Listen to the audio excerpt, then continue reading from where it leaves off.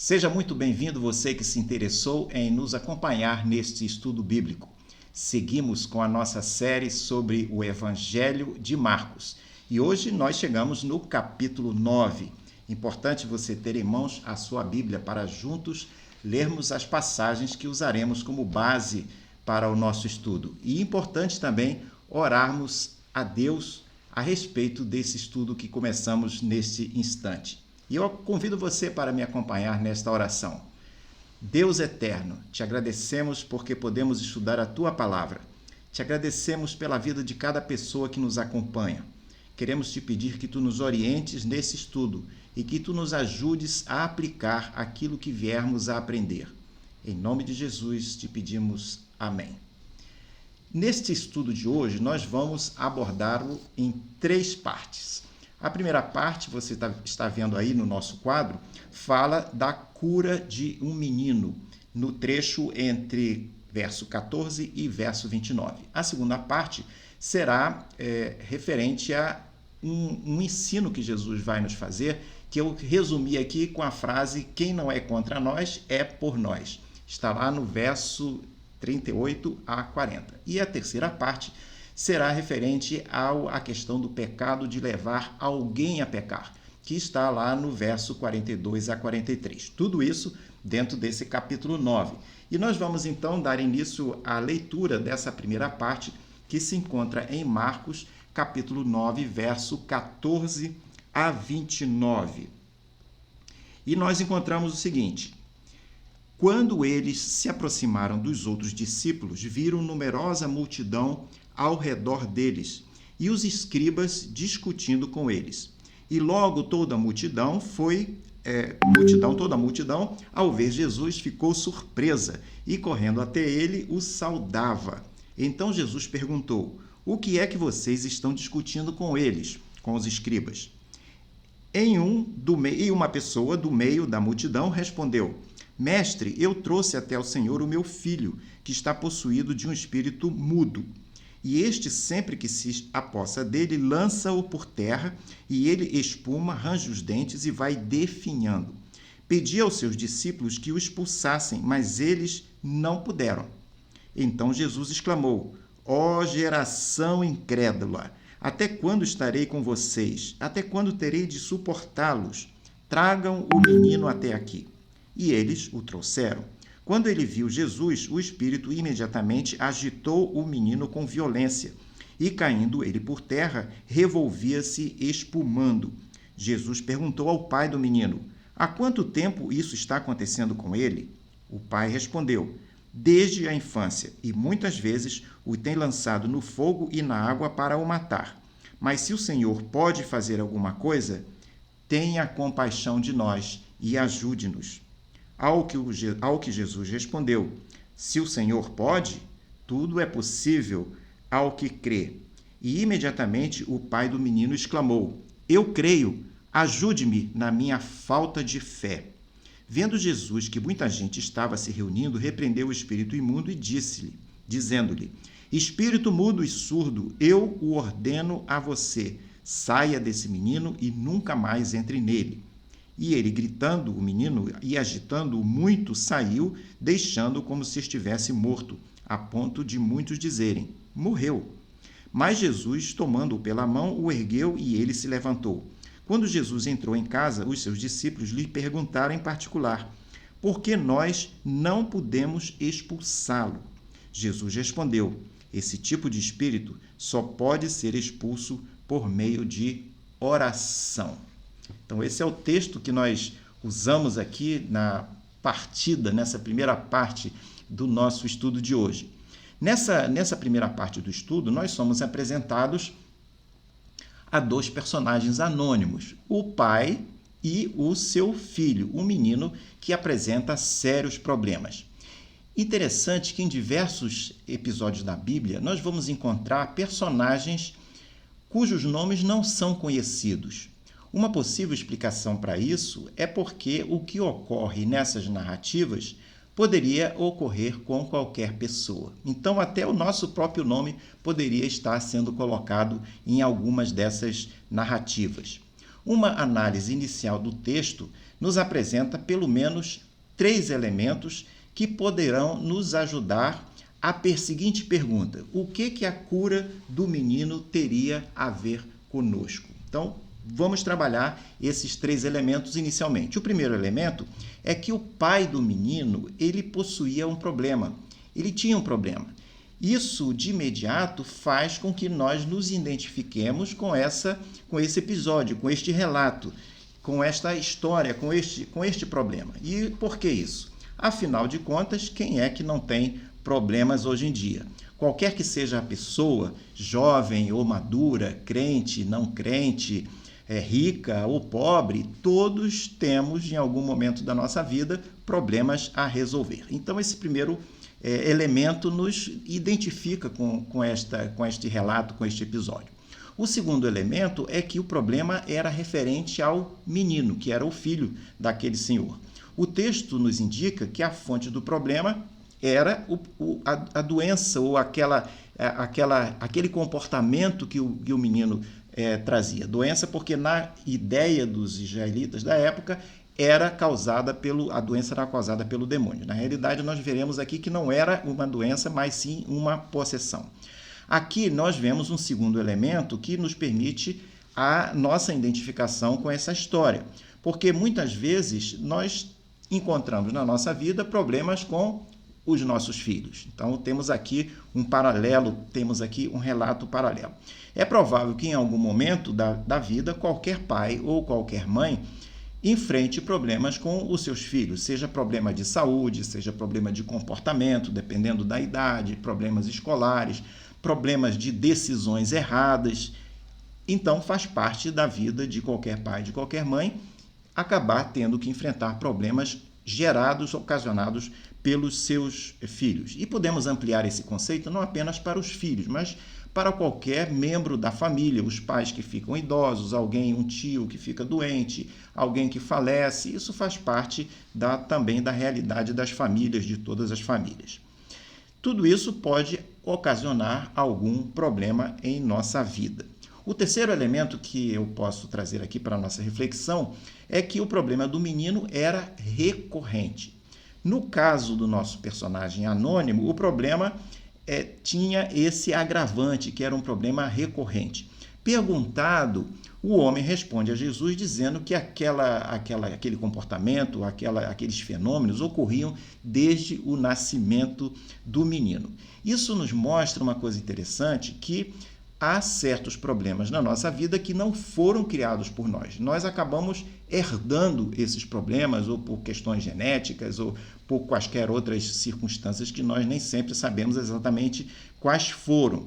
Alguns problemas da vida simplesmente são herdados e, às vezes, além de serem herdados, são recorrentes. Eles ficam se repetindo, como é o caso que acontece aqui no nosso episódio.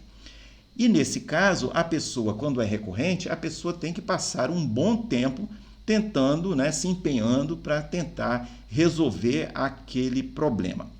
Após alguns anos de luta, aquele homem talvez tenha concluído finalmente que a única coisa que ele teria que fazer para resolver aquele problema era procurar Jesus, e o que ele efetivamente faz. Esse texto, então, vai nos ensinar que quando nós tivermos um problema, seja ele recorrente ou não, devemos fazer o quê? Procurar Jesus também, como nós aprendemos aqui desse episódio. No próximo quadro, nós vemos, então, que o pai busca solução para o seu filho, junto a Jesus. O pai do menino encontra Jesus e suplica que o Senhor tomasse conta deles, que fizesse alguma coisa, que os ajudasse naquele sofrimento que perdurava por toda a vida do menino. Jesus responde que a cura daquele menino dependeria do pai, da fé que o pai do menino teria. Não dependeria exclusivamente de Jesus, exatamente dele, mas sim da fé que o pai poderia demonstrar.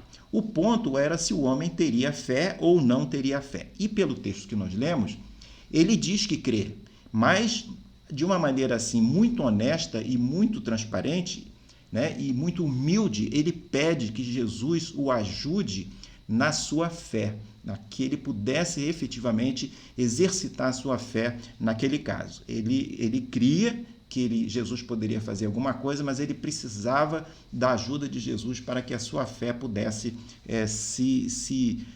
tomar o posse, né? Pudesse realmente ser algo que viesse a ajudar naquele processo. A cura do menino estava conectada, portanto, à fé que o pai precisaria demonstrar. Ele apenas precisava demonstrar a sua fé diante de Jesus para que aquele milagre se concretizasse. Um dos grandes desafios da vida cristã é a questão da fé. Resolver problemas talvez seja o uso mais comum que os crentes, as pessoas em um modo geral, fazem em relação à fé. Interessante nós observarmos que quando tudo está correndo bem, a fé é muito pouca utilizada. Se, porém, acontece algum problema e a pessoa passa a ter uma grande dificuldade, uma grande ansiedade, e aquilo se torna um problema na vida dela, a fé, então, passa a ser objeto de atenção e passa a ser de grande utilidade. Vale nós observarmos também que há momentos em que a demonstração da nossa fé fica mais facilitada, especialmente quando nós vemos o Espírito do Senhor se movendo e trazendo algumas indicações e trazendo algumas respostas. Quando nós oramos ao Senhor, pedimos alguma coisa e nós começamos a ver indicações do que aquilo está acontecendo, aquilo faz a nossa fé fluir de uma maneira muito mais fácil, né? Então, isso é uma realidade da vida cristã. Mas há momentos em que o exercício da fé fica muito difícil. Por exemplo, quando enfrentamos problemas recorrentes, como acontecia com o pai do menino. Então, há pedidos, a pessoa ora por uma solução e aquela solução não se resolve, às vezes por muito tempo, por vezes e vezes, dezenas, centenas de vezes, até por semanas, por meses, por anos, a pessoa ora para que um problema seja resolvido e quando a pessoa se estende por muito tempo orando e ela não vê a solução, a fé, o exercício da fé fica mais difícil. Vale também nós observarmos um ensino muito interessante, muito curioso, é que a eficácia da nossa fé, ela está em sua qualidade e não em sua quantidade. Uma das coisas que a Bíblia nos ensina é isso, e nós vemos lá no versículo, no texto paralelo de Mateus, onde ele descreve esse episódio, lá em Mateus 17, 20, nós vamos encontrar Jesus falando em realizar coisas impossíveis não com uma grande fé, mas com uma fé tão pequena quanto um grão de mostarda. Então, esse grão de mostarda e uma fé tão pequena que está sendo mencionada aqui tem a ver com a qualidade da fé. Eu tenho certa dificuldade de orar para que, Senhor, aumenta a nossa fé. Eu tenho estudado sobre esse assunto porque eu fico sempre pensando nessa questão da qualidade da fé e não da quantidade da fé. Basta a fé, né, do tamanho de um grão de mostarda para realizar coisas. Então é isso que nós aprendemos aqui desse episódio. Mas essa questão de fé, ela é muito empolgante, mas deve ser deixada para um outro estudo específico que eventualmente nós venhamos a fazer.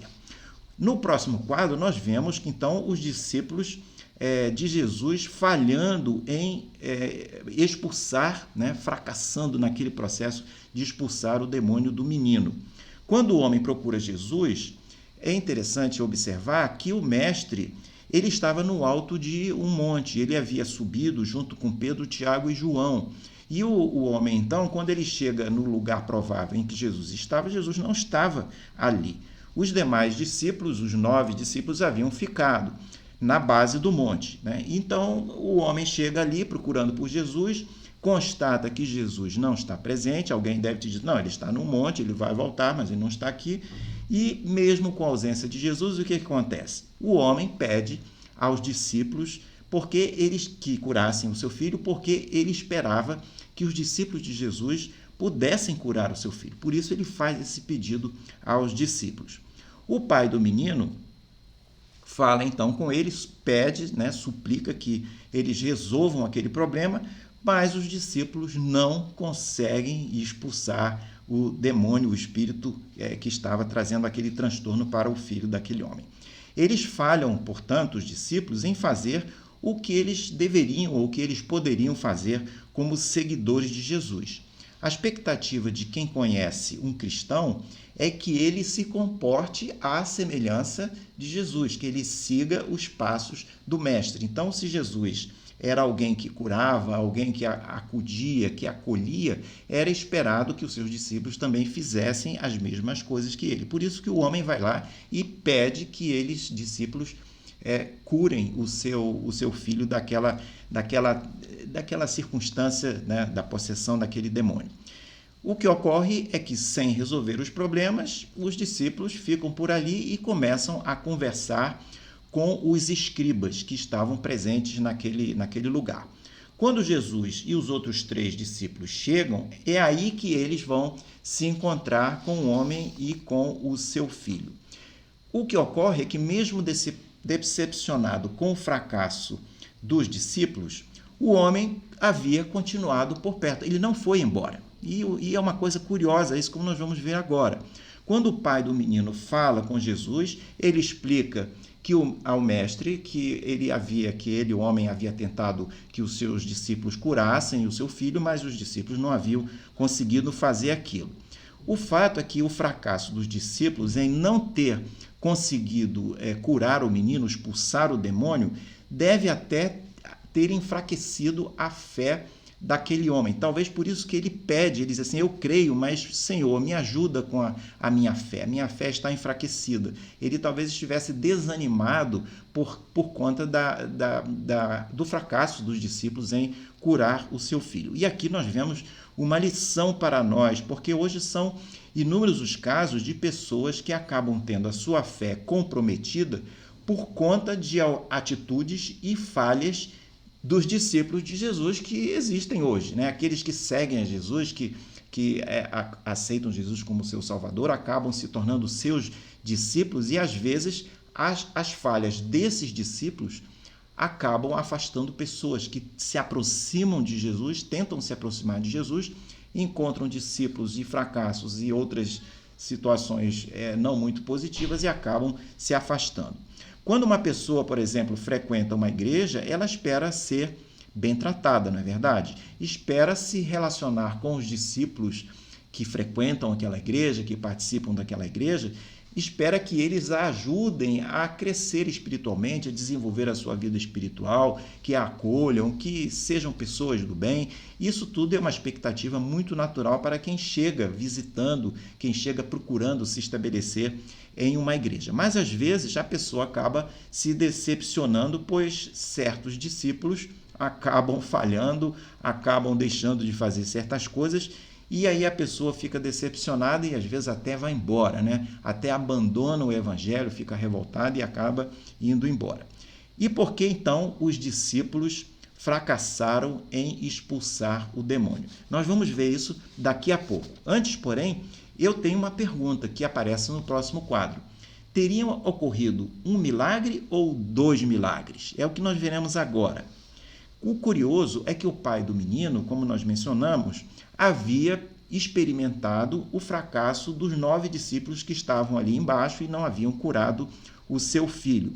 Mas alguma coisa aconteceu que fez com que o homem permanecesse ali. Ele não foi embora, né? Ele permanece ali. O que teria sido isso?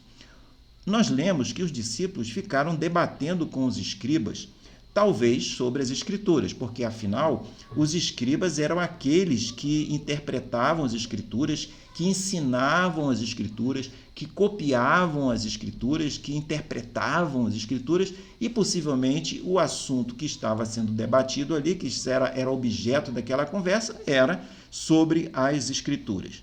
Teria o homem permanecido naquele lugar, atraído por essa conversa sobre as Escrituras, né? Teria sido esse o motivo?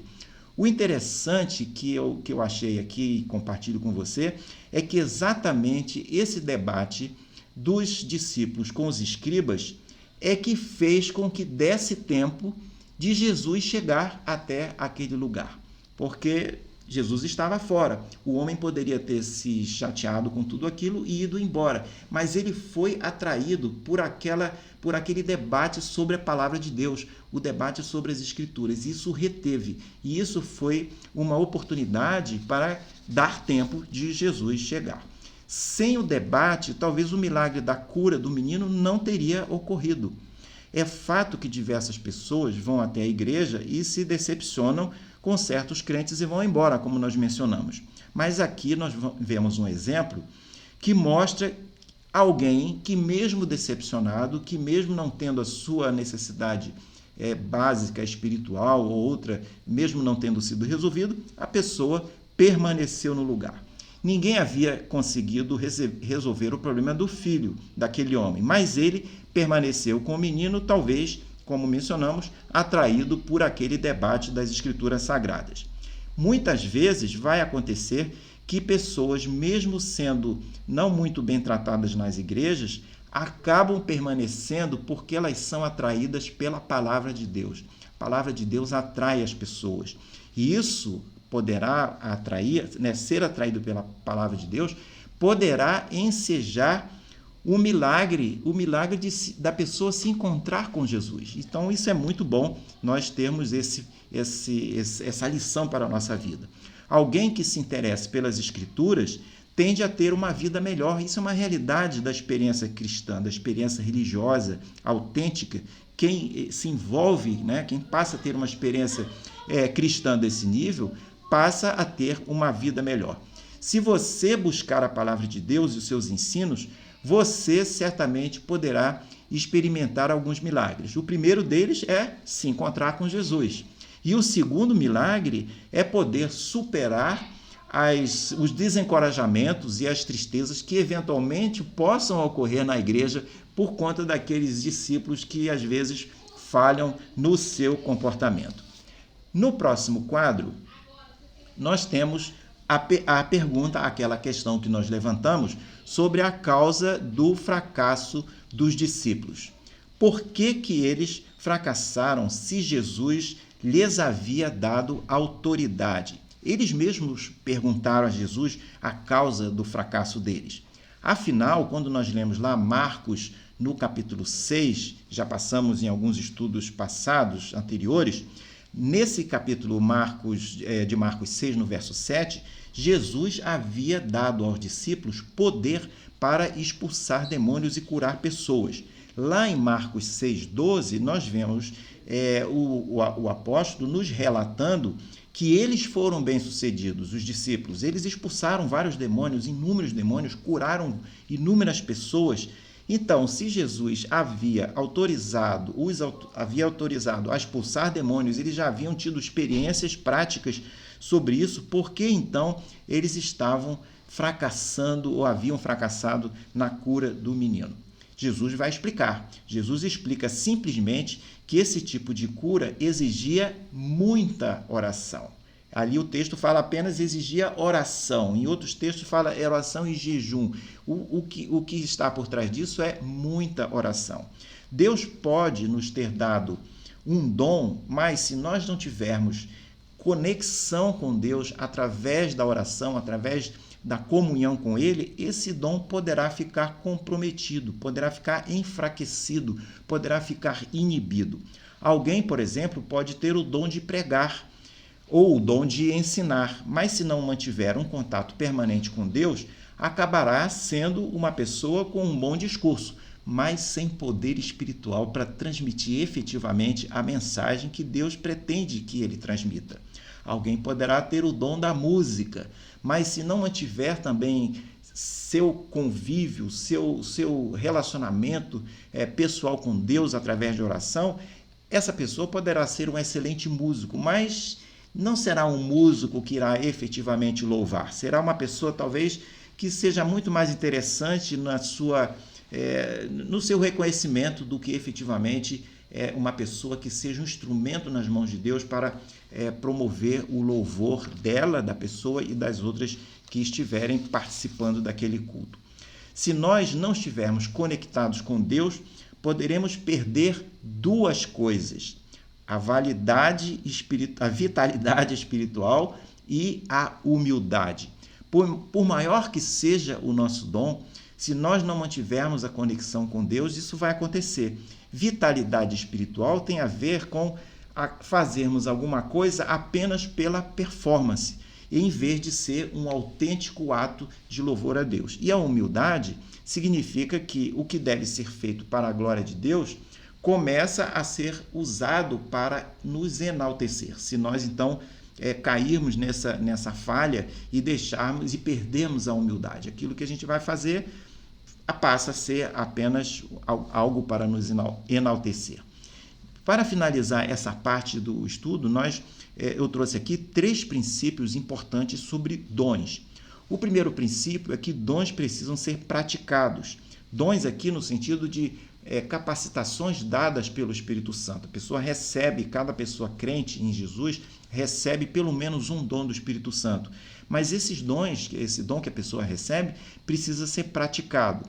Os discípulos haviam sido equipados com dons, com poder dados diretamente por Jesus para realizar aquelas tarefas. E enquanto eles estiveram em comunhão com Jesus, eles foram bem-sucedidos, eles tiveram como realizar aqueles dons. Entretanto, eles talvez tenham se afastado, tenham parado de orar, apesar de estarem andando junto com Jesus. A cabeça deles não estava, talvez, muito no mundo espiritual, né? No reino, estavam discutindo quem ia ser o maior, quem ia sentar à direita de Jesus, quem ia sentar à esquerda.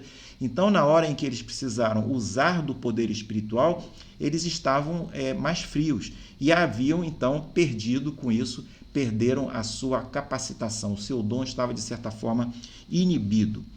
Segundo princípio, se usarmos os dons para nós, sistematicamente ou de alguma forma esporadicamente, eles tenderão a ser perdidos.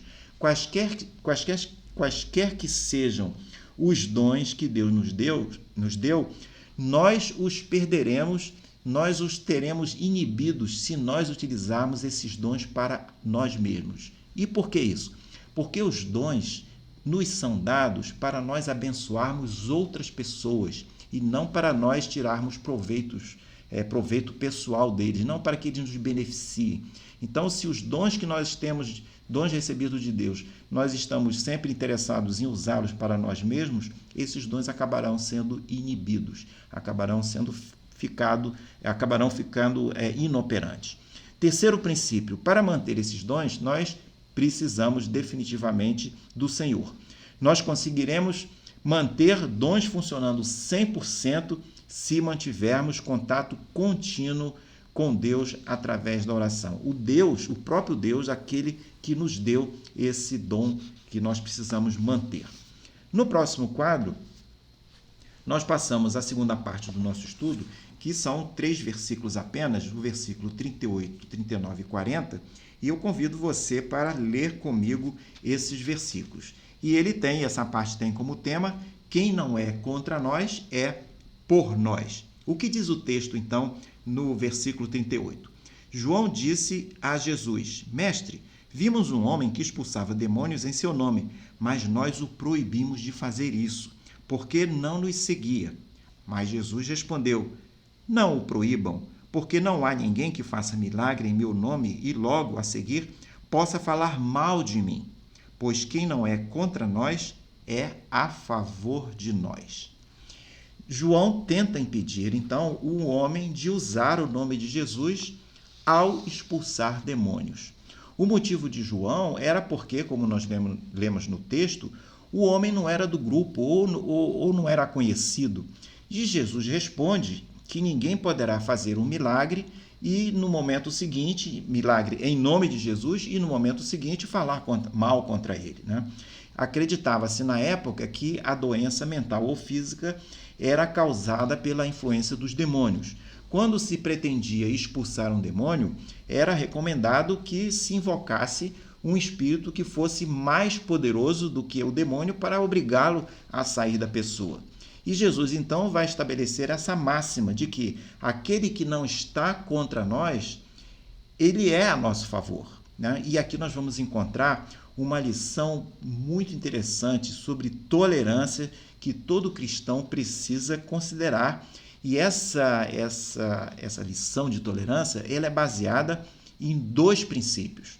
Esses dois princípios, eles são sugeridos por vários pensadores cristãos, incluindo o teólogo muito conhecido William Barclay, que fez muitos comentários sobre a Bíblia. O primeiro princípio é que todos têm direito a seus próprios pensamentos. As pessoas podem pensar e obter suas próprias conclusões e crenças, e esse é um direito que nós devemos respeito. Temos algumas vezes o mau hábito de condenar o que nós não entendemos ou condenar aquilo que é diferente do que nós aceitamos. E quanto a isso, vale lembrar duas coisas. A primeira coisa é que nós não temos como conhecer todas as formas de Deus se manifestar. Eu, por exemplo, posso estar na minha igreja participando de um culto e ter certeza e perceber e sentir a presença de Deus naquele santuário no momento em que eu estou tendo aquele culto.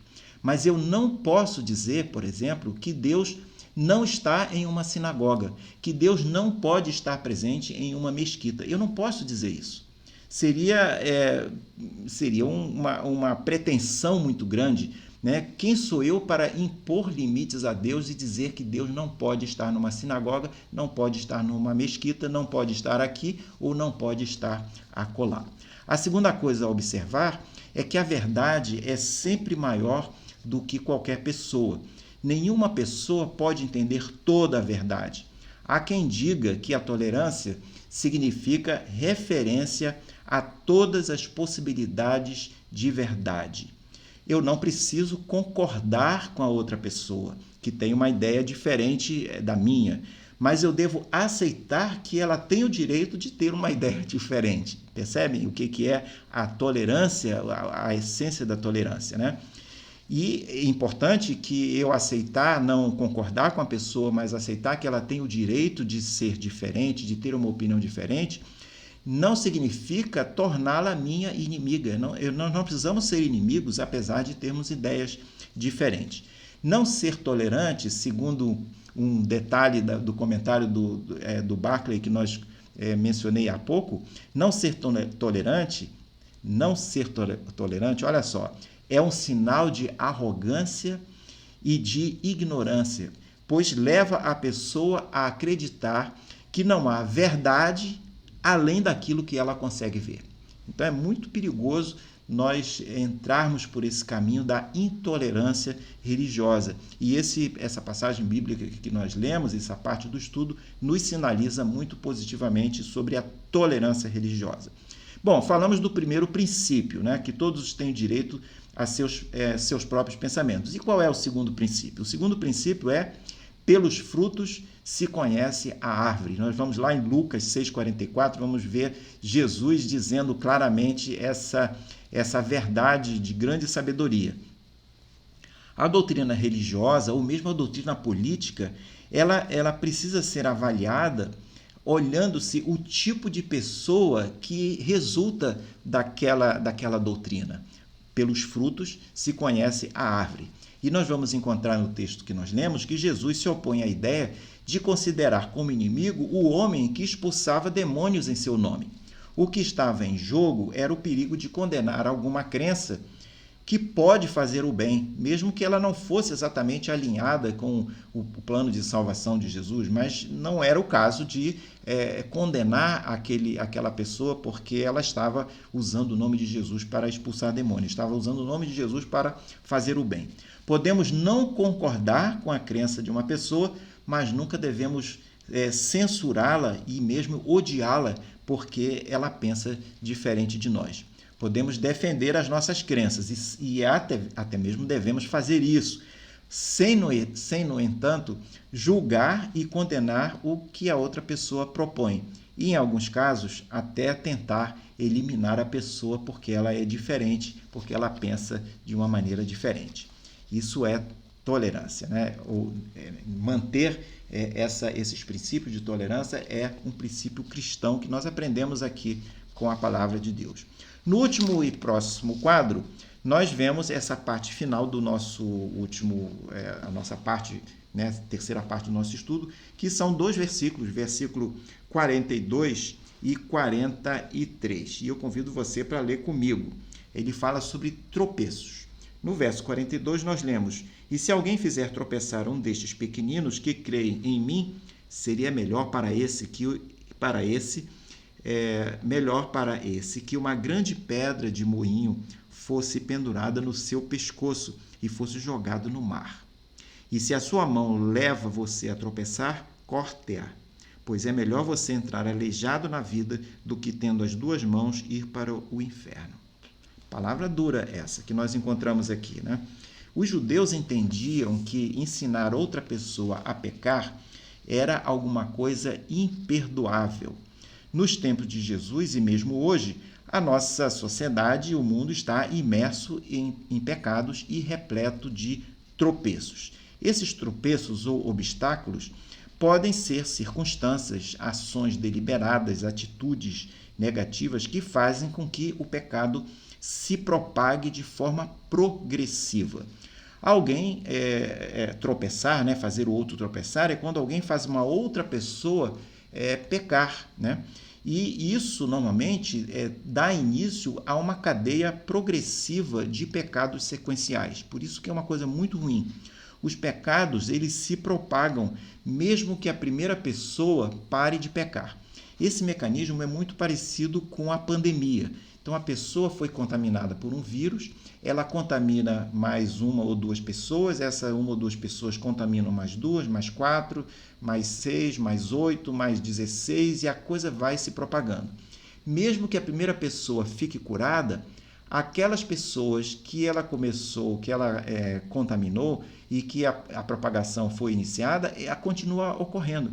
Então, a pessoa já está curada da sua pandemia, do vírus inicial, mas a cadeia que ela deu início continua se propagando lá na frente. Isso acontece com o pecado, quando uma pessoa leva outra pessoa a pecar. Aquilo faz com que, por sua vez, aquela pessoa acabe levando outras e outras e outras, e aquilo gera uma sequência progressiva. Jesus chama a atenção para a gravidade de fazer uma pessoa fazer outras pessoas tropeçarem, outras pessoas pecarem, né? Então, isso é muito difícil, muito complicado. E ele vai dizer de uma maneira muito forte que uma pessoa, aquela pessoa que ensina a outra a pecar, seria melhor colocar uma pedra de moinho no pescoço e morrer afogada, né? Então, é uma palavra muito dura de Jesus, são palavras cuidadosamente escolhidas, e o objetivo é mostrar a gravidade daquela pessoa que promove, ensina e contribui para o pecado de uma outra pessoa. Vale nós observarmos, né, que é dever de todo crente procurar remover pedras de tropeço, até quando ele mesmo for uma pedra de tropeço, né? É importante nós orarmos que vamos pedir a Deus que nos ajude para não sermos pedra de tropeço para outras pessoas. É dever, né, do crente não criar tropeços na forma de circunstâncias, na forma de desencorajamentos, na forma de atitude, de palavras erradas, de omissões. Tudo isso às vezes gera tropeços nas outras pessoas. É pecado, então, levar uma pessoa a qualquer situação, circunstância ou ambiente onde ela possa encontrar um tropeço e acabe se desanimando e acabe até se afastando, se desviando do Evangelho por conta disso, né? Isso significa tratarmos os outros, procurarmos sempre tratar os outros da melhor maneira possível em nossos relacionamentos interpessoais e, com isso, evitarmos de sermos pedras de tropeço para essas pessoas, seja com pessoas conhecidas ou seja com pessoas desconhecidas.